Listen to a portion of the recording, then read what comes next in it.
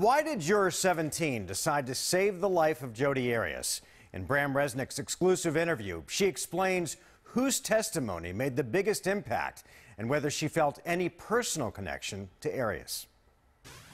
When 11 people see things one way and one person sees things another way, you wonder what that one person was thinking. Juror 17 tells us now why she was the one holdout who saved Jodi Arias from the death penalty. But first I asked her what punishment she would have wanted if Travis Alexander had been her son. Jodi Arias' life was in her hands. I knew that this was the biggest decision that I was ever going to have to make. But the juror who would ultimately save Arias was caught off guard by another juror's question. A juror had said, well, what if, she told me, she was like, what if it was your kid? And that haunted me. What if Travis Alexander had been Juror 17's son?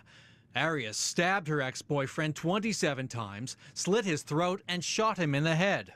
Well, what if Travis were your son? I would want, for that person to be punished. Would you want for that person to die?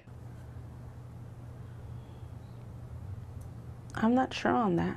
Even your own son? What I was told, I was trying to remain as objective as possible and put my personal feelings aside. And that really threw me off.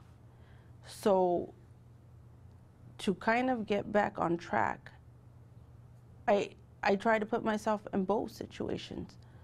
If that was my child, I would want, I would want a punishment. But not death. I don't know if I would. Juror 17 had said during jury selection she wasn't for or against the death penalty. So it sounds to me like you don't support the death penalty.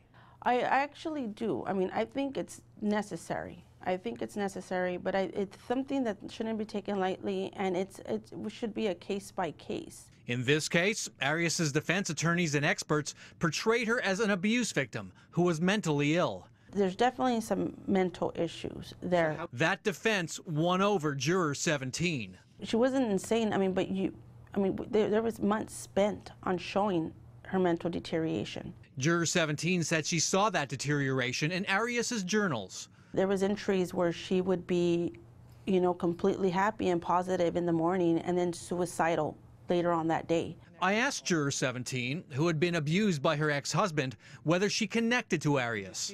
Could you see somebody you've known in that situation?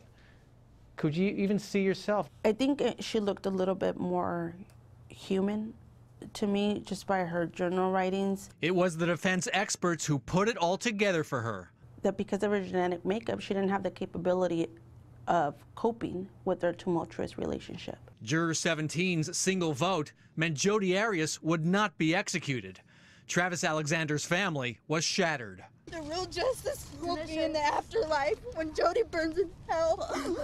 I don't blame her reaction. I don't blame her pain. And if anything, I was a little relieved that, her comment wasn't towards a holdout juror. But what would Juror 17 say to the Alexanders? His life mattered, and I was asked to put my personal feelings aside and to just look at the evidence that they presented and to go with my honest belief. We have protected the identities of all the jurors in our coverage.